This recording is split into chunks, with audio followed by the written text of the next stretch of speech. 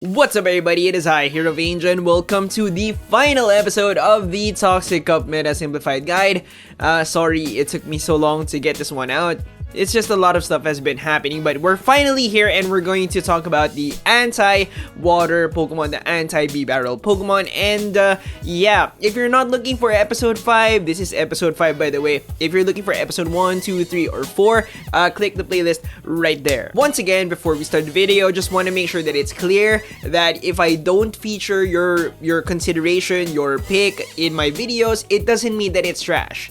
It doesn't mean that I am saying that it is not playable or not meta or anything like that, right? It's just I didn't have the time to cover it. What I suggest you do is you just click on the playlist once again, you find kind of like where it fits in, and then you run the simulations while I run through the simulations as well, while I run through the matchups, so that you can compare and contrast your pick to those Pokemon. Alright, so we're gonna start it off with the Steel type coverage here. Now this looks pretty complicated. It is actually pretty complicated, so let's call out the clear matches first. Over there in the back, you see that Forretress is a very good grass type Slayer, right? You just block once, you farm down, okay? Ludicolo and Magana. Now, just to compare and contrast this to the Galvantula versus Forretress matchup, this is playable. Also, something very important that we have to talk about is, do you need the cross poison? Do you need the bug buzz?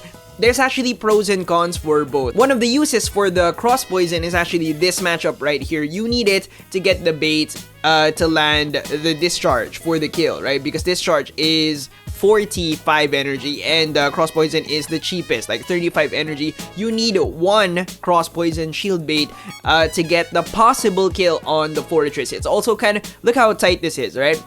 It's 2 HP. That is very tight. So I'm guessing that it is also partially IV based. That was with the default stats. This is with the maximized stats. You're gonna see one little difference, and that is that it goes for the discharge for the kill, not 2 cross poisons as you saw in the default stats. So Galvantula versus Forretress is a very tight matchup. Now, just to compare and contrast, Forretress, the Steelix here, yes, I know this is not the Steel type video, but this is actually one of the side grade traits of these two Pokemon that is very clear, right? Steelix here is a very bad grass type Slayer. Meganium here does not have to block. You just straight throw Earthquake. No blocking, you can survive 2 crunches, you can survive whatever Steelix throws, and you beat it, right? Fantastic. And then with Ludicolo, you have to block once, but straight Ice Beam, you have that. So Steelix, bad against the grass types, right? Forretress was very good against the grass types. But what Steelix has is the Galvantula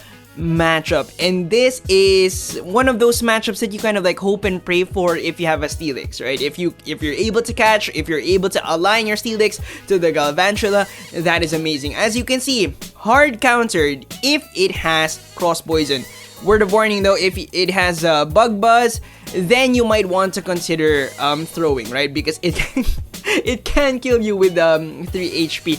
Then you consider throwing. You can just no block, straight crunch. Why crunch? Why not Earthquake? Just in case your opponent tries to sack swap a bird and you get double resisted, right? Let's say in comes Pidgeotto or like Pidgeot. Is Pidgeot the final evolution? It is. So yeah, just go straight crunch. You have that. You still don't have to block. So as you can see, those two Pokemon, Forretress, Steelix, very clear side grade traits, right? Plus they both kill Wormadam Trash. So if you need a Wormadam Trash Slayer and then you need more grass type coverage, then you go with the Forretress. If you need more electric type coverage, which, you know, Galvantula is actually the only electric type in the Toxic Cup, then you go with Steelix, okay? But let's talk about the main dish here, which is Wormadam Trash, who is going to be obviously more common compared to Steelix here and Forretress. What's the deal with Wormadam Trash versus the anti-water Pokemon against Meganium? Let's start off with that. Clear loss, right? Clear loss, you can tank an Earthquake, but try to block the Earthquake with your Wormadam Trash, if ever, right? You'll come out with much more HP. Now with Ludicolo and with Galvantula, you have to get the bait. So this is only possible if you have the cross poison Galvantula. If you don't have the cross poison Galvantula, you can't pull off this match, you lose. Alright, with Ludicolo, this is mainly a playable match, right? Mainly a playable match. You have to land the Hydro Pump for the win. It's not impossible, alright? But the thing is, you have to have maximized stats to be able to get there.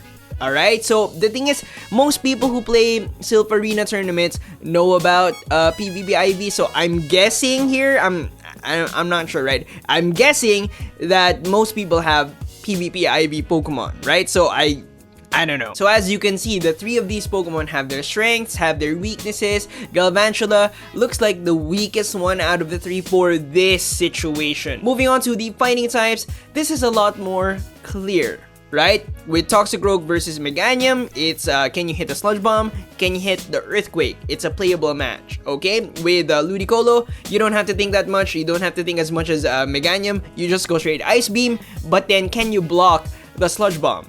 Alright, that's the question there. Heracross is actually a pretty demanding Pokemon to use for the Toxic Cup. You're gonna need a lot of skill, a lot of knowledge to use Heracross properly. It's actually a lot more stressful to use compared to Toxicroak. I've been testing the past few days. I'm not that great. I'm not that great. But with Heracross, you have to have the knowledge of what to throw. Do you use your horn or do you use your fist? And then if you use your fists, you have to know the proper count for close combat to get the back-to-back. With Meganium, you want to throw straight Mega Horn.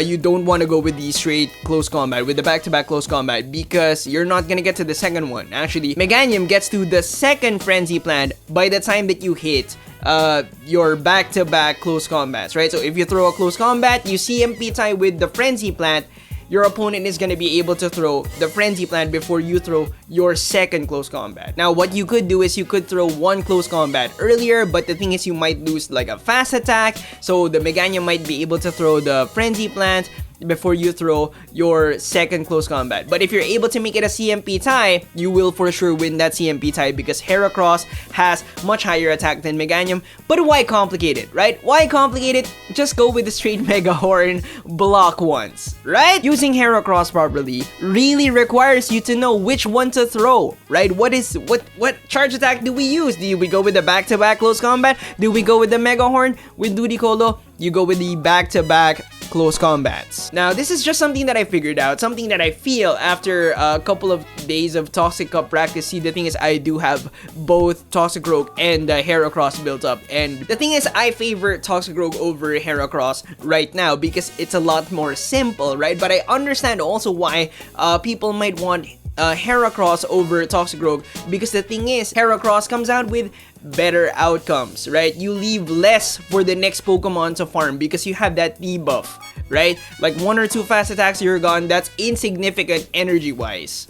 Okay, so I think that Heracross might be the higher level, higher skill, better outcomes type Pokemon. Toxicroak is the more simple, straightforward, you go straight this, you try to go for the bait on some matches type Pokemon. This sim right here, Galvantula versus Heracross, has changed since the last time that I showed you this simulation, but the outcome remains the same. It's a clear win against Heracross. This right here is a CMP tie, right? This is a CMP tie with the second close combat, right? But the thing is, it shows you that Galvantula gets to throw first because this Galvantula has more attack, right? But as you can see, 136.7, 138.1. If you play around with the IVs, there's gonna be some Heracross with more attack, some Galvantula with more attack, so it could go either way. But yeah, block once, throw straight discharge. You have that. If you want to make it more clean, you go cross poison. But if your opponent doesn't block it, that's gonna suck. And then to compare and contrast this to Toxicroak here,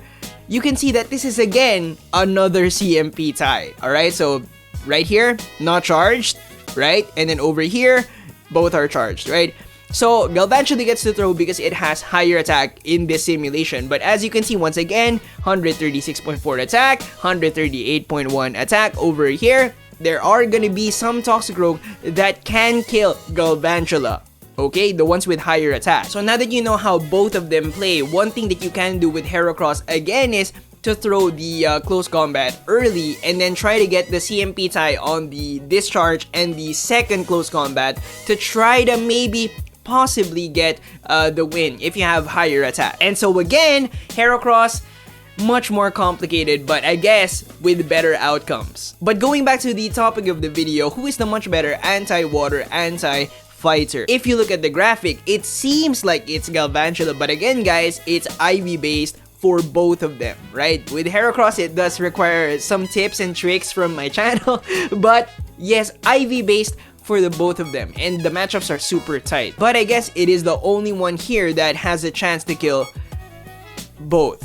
Moving on to the flying types, Gliscor over there is a very bad grass type slayer. Even if it is a flying type, it is part ground, right? So it takes a lot of damage from Frenzy Plant, it takes a lot of damage from Ice Beam. But since Gliscor is part ground, it resists electricity, so it's a much better Galvantula counter, right? You can go straight Night Slash, which is great because it gives you 3 chances to get the boost. With Golbat here, it is a mixed bag, right? And you can compare and contrast Meganium here to Galvantula because Meganium gets farmed down. You block once, you farm down with Golbat, you got it, alright? But then Galvantula farms Golbat down, you block once with Galvantula, you can farm it down. Ludicolo is IV based. With default stats, you're not gonna survive the second Poison Fang. With maximized stats, you survive that second Poison Fang and you can get to your Ice Beam for the kill.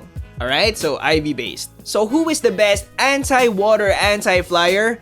Obviously, Ludicolo with fantastic PvP IVs with high stat product. Golbat becomes a clear matchup and Gliscor is a clear matchup. Moving on to the water type coverage, obviously the anti-water Pokemon have these matches. Some Pokemon do better than others though. Meganium here can straight Frenzy Plant B-Barrel, no blocking. And then Galvantula there, for the price of a shield, can farm down Qwilfish. So who is the best anti-water, anti-water? Well, I mean, B-Barrel is gonna be the most common, right? So I guess Meganium. And so we are finally at the anti-water versus anti-water coverage. Who is the best anti-water? Well, I mean, obviously, Meganium here is the best anti-water Pokemon. Ludicolo, you have that with Galvantula. That's the one matchup that we have to talk about. If you land the Bug Buzz, you win. Alright? If you throw straight Cross Poison and you block the Earthquake, you win. Okay? So that's the situation. Alright? Either you land the Earthquake or you land the Bug Buzz or you block the Earthquake. You get it? And so at this point, I guess we can answer which is the best Galvantula moveset. I think that Cross Poison is the way to go, right? Just because it gives you that chance to kill Wormadam Trash, which is obviously gonna be much more common compared to Meganium here. Plus, if you're able to get the bait, you can make some matches a lot cleaner, right? And so if you're looking for an anti-water Pokemon that can also handle Steelix very well, no blocking, straight Earthquake, and it's also the best anti-water Pokemon with added anti-water properties, then Meganium is the Pokemon that you're looking for. But maybe what you're looking for is an anti-water Pokemon that can handle Steelix, not as good as Meganium, but has a chance to kill Wormadam Trash with good IVs, yes? And it's also the best anti-water, anti-flying type Pokemon, then Ludicolo is your Pokemon. Again, with good IVs, alright? But maybe what you're looking for is an anti-water Pokemon that can handle the fighters and also has some very important farmable matchups like Golbat, also farmable Qwilfish, and also as a bonus, even if it is not that great with Steelix, it can handle Wormadam Trash. It has a chance if you bait the Cross Poison and land the Discharge. Then Galvantula is the Pokemon for you. And that's gonna be it for the Toxic Cup Meta Simplified guide. Thank you so much for watching. I hope you guys enjoyed. I hope you learned something. Remember to leave a like, comment down below which is your favorite anti-water Pokemon. Currently, my favorite anti-water Pokemon is Galvantula and Ludicolo. Subscribe if you haven't yet, ding that notification bell, and I'll see you on the next one. Bye guys!